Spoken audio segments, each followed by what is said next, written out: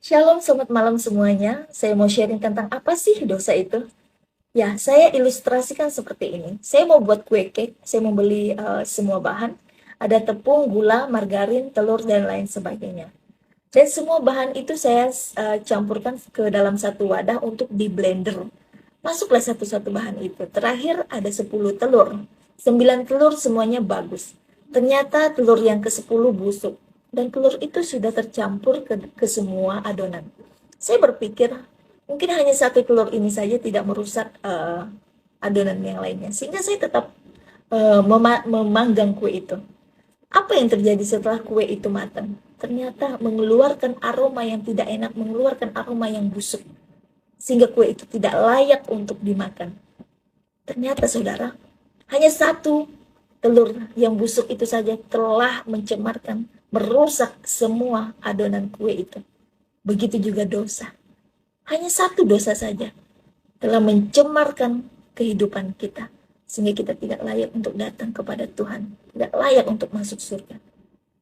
Tentu untuk membersihkan kehidupan kita dari cemar dosa itu, harus ada satu pribadi. Pribadi yang kudus. Pribadi yang tidak bercacat dan tidak bercela. Hanya satu pribadi yang tidak bercacat dan tidak bercela yang kudus itu, yaitu pribadi Allah itu sendiri. Di dalam firman Tuhan berkata di dalam Roma 5 ayat 12 berkata, sebab itu sama seperti dosa telah masuk ke dalam dunia oleh satu orang, yaitu Adam. Dan oleh dosa itu juga maut. Demikianlah maut itu telah menjalar kepada semua orang, termasuk kita semuanya, karena semua orang telah berbuat dosa.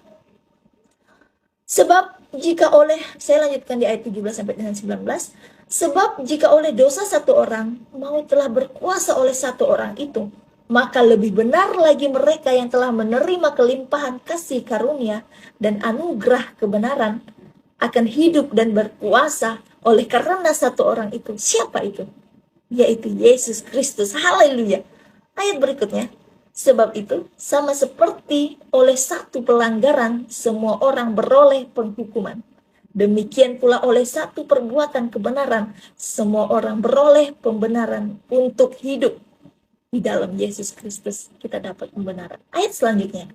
Jadi sama seperti oleh ketidaktaatan satu orang yaitu Adam, ketidaktaatan Adam, semua orang telah menjadi orang berdosa. Demikian pula oleh ketaatan satu orang yaitu Yesus Kristus, semua orang menjadi orang benar. Dan kita terbebas dari dosa. Ya, kita yang hidup di dalam Yesus Kristus telah dibenarkan dan layak untuk datang ke surga. Selamat pagi semuanya. Sebelum memulai aktivitas, mari kita membaca firman Tuhan. Mazmur 91 dalam lindungan Allah. Orang yang duduk dalam lindungan yang maha tinggi dan bermalam dalam naungan yang maha kuasa akan berkata kepada Tuhan, tempat perlindunganku dan kubu pertahananku, Allahku yang kupercayai. Sungguh dialah yang akan melepaskan engkau dari jerat penangkap burung, dari penyakit sampar yang busuk. Dengan kepaknya ia akan menudungi engkau, di bawah sayapnya engkau akan berlindung. Kesetiaannya ialah perisai dan pagar tembok. Engkau tak usah takut terhadap kedahsyatan malam, terhadap panah yang terbang di waktu siang, terhadap penyakit sampar yang berjalan di dalam gelap, terhadap penyakit menular yang mengamuk di waktu petang.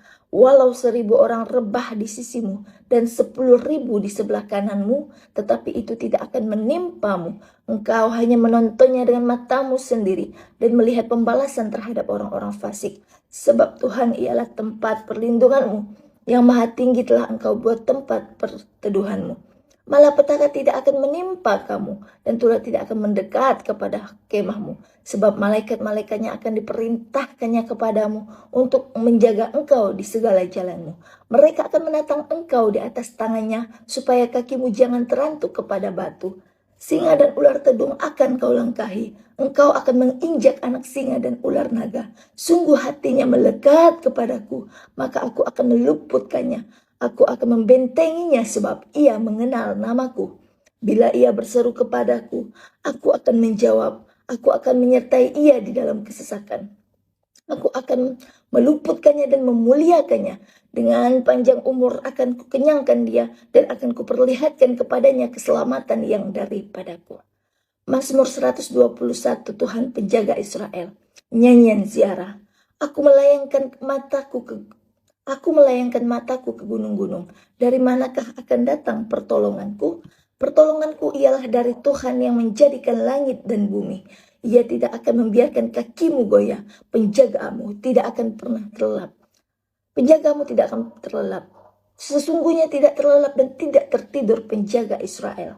Tuhanlah penjagamu, Tuhanlah naunganmu di sebelah tangan kananmu. Matahari tidak menyakiti engkau pada waktu siang, atau bulan pada waktu malam. Tuhan akan menjaga engkau terhadap segala kecelakaan. Tuhan akan menjaga nyawamu. Tuhan akan menjaga keluar masukmu dari sekarang sampai selama-lamanya. Haleluya. Amin. Tuhan Yesus memberkati. Shalom semuanya, saya mau sedikit cerita. Jadi beberapa waktu yang lalu ada saudara saya muslim, dia laki-laki, dia bertanya kepada saya, bukankah di dalam ajaran Kristen menikah hanya boleh 1 kali seumur hidup? Tetapi kenapa banyak juga orang Kristen yang kawin cerai, yang selingkuh, katanya gitu. Kenapa tidak seperti orang Islam saja, boleh menikah lebih dari 1 kali?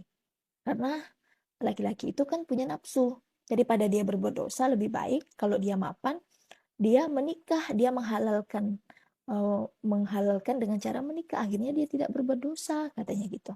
Saya bilang, betul brother, di dalam iman Kristen Allah tidak mengkehendaki apa yang telah dipersatukannya, seperti di dalam Matius 19 ayat 6, apa yang telah dipersatukan oleh Allah di dalam pernikahan, tidak boleh ada manusia yang menceraikannya. Kalau ada orang Kristen yang kawin cerai, bukan ajarannya yang salah brother, saya bilang gitu, tetapi dialah yang salah. Sudah tahu ajarannya tidak boleh seperti itu, tetapi dia melakukannya, bukan ajarannya yang salah, tetapi manusianya yang salah. Saya bilang, saya tahu nih keadaan kamu. Kenapa kamu gak ngomong aja sama istrimu kalau kamu mau nikah lagi? Lalu dia senyum, ketawa, dia bilang, saya sudah pernah ngomong sama istri saya, tetapi dia tidak mengizinkannya, katanya. Kalau kamu nikah lagi, lebih baik kita cerai. Nah, saya bilang artinya kan gini, sama di dalam iman Kristen. Ajarannya tidak boleh mengajarkan bahwa boleh menikah lebih dari 1 kali, tetapi pengikutnya masih aja melakukan pernikahan lebih dari 1 kali. Artinya bukan ajarannya yang salah, manusianya yang salah. Kembali lagi kepada ajaran Islam. Kalau di ajaran Islam, boleh menikah lebih dari 1 kali. Artinya wanita harus siap. Suaminya itu bisa saja menikah lagi. Artinya wanita muslim harus siap, saya bilang gitu. Bukankah upahnya juga besar di surga kalau dia mengizinkan suaminya menikah lagi? Tetapi pada dasarnya wanita tidak ada yang mau dimadu, tidak ada yang mau diduakan. Makanya walaupun ajarannya membolehkan, wanitanya tidak ada yang mau terima. Saya bilang gitu. Jadi beda, saya bilang gitu. Jadi di dalam iman Kristen, kalau ada orang yang melakukan pernikahan kawin cerai, tetapi setelah itu dia bertobat, dia mengakui kesalahannya di hadapan Allah, saya percaya Allah akan mengampuninya. Asalkan dia tidak melakukan hal yang sama, tidak mengulangi hal yang sama. Itu saja yang mau saya ceritakan. Tuhan Yesus memberkati.